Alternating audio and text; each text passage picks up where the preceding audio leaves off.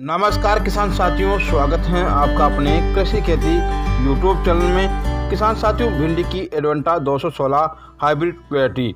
साथियों, एडवेंटा 216 भिंडी की एक अधिक पैदावार देने वाली उन्नत किस्म है। साथियों, एडवेंटा 216 भिंडी की यह किस्म खरीफ और जायद अर्थात गर्मी में बुआई के लिए सबसे बेस्ट वैरायटी हैं। साथियों, एडवेंटा 216 को गर्मी में फरवरी मार्च में और साथियों अगर हम खरीफ में इस एडवेंटा 216 की बुआई करें तो जून से जुलाई माह में इसकी बुआई कर सकते हैं। साथियों, एडवेंटा 216 में लगाने के 20 से 25 दिन बाद फूल आना शुरू हो जाते हैं और 40 से 45 दिन बाद पहली तुड़ाई शुरू हो जाती हैं। साथियों, एडवेंटा 216 के फल मध्यम आकार के लगभग 12 से 15 सेंटीमीटर लंबे, गहरे हरे, मुलायम व आकर्षक होते हैं। किसान साथियों, एडवेंटा 216 भिंडी की यह किस्म येलो वाइन मोज़ेक वायरस और ओकरा लिप कर्ल वायरस के प्रति अवरोधी गुण प्रकट करती हैं। अर्थात साथियों, एडवेंटा 216 भिंडी की इस किस्म में रोगों और कीटों को लड़ने की क्षमता प्रकट करती हैं। रोगों और कीटों का प्रकोप कम ही देखने में मिलता है।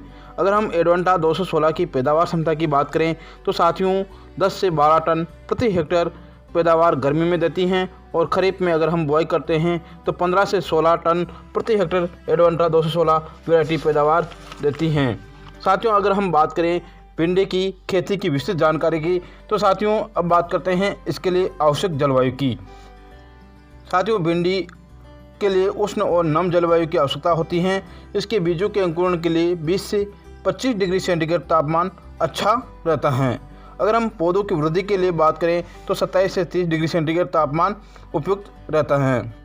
बात करें मिट्टी की तो साथियों भिंडी की खेती सभी प्रकार की मिट्टी में कर सकते हैं, परंतु अच्छी पैदावार लेने के लिए हल्की दोमट मिट्टी जिसका पीएच मान 6 से 6.8 के मध्य हो अच्छी मानी गई है। बात करें खेत की तैयारी की तो साथियों एक जुताई मिट्टी पलटने वाले हल से करें, उसके बाद 2 से 3 जुताई देसी हल या कल्टीवेटर से कर मिट्टी को अच्छी तरह से भुरभुरा बना लेवे। बात करें उन्नत किस्मों की तो साथियों आप एडवेंटा 216 का सिलेक्शन कर सकते हैं। इसके अलावा सिजेंटा OH 102, सिजेंटा OH 940, इसके अलावा अर्खा अनामिका, परभनी क्रांति आदि का सिलेक्शन भी कर सकते हैं।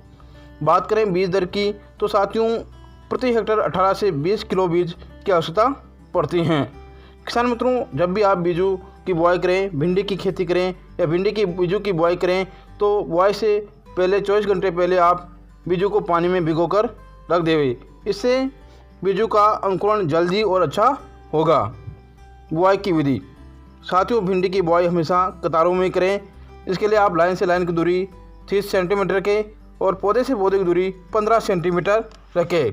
अब बात करते हैं फर्टिलाइजर मैनेजमेंट की।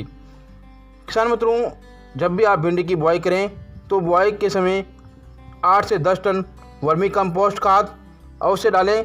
इसके अलावा 80 से 100 किलोग्राम नाइट्रोजन, 60 से 70 किलोग्राम फास्फोरस, 40 से 50 किलो पोटाश की आवश्यकता होती हैं। साथियों नाइट्रोजन की 1/3 मात्रा और फास्फोरस और पोटाश की पूरी मात्रा बुआई के समय प्रयोग कर लेवे। इसके बाद साथियों नाइट्रोजन की दूसरी 1/3 मात्रा खड़ी फसल में उपयोग करें जब आपकी फसल 30 दिन की हो जाए।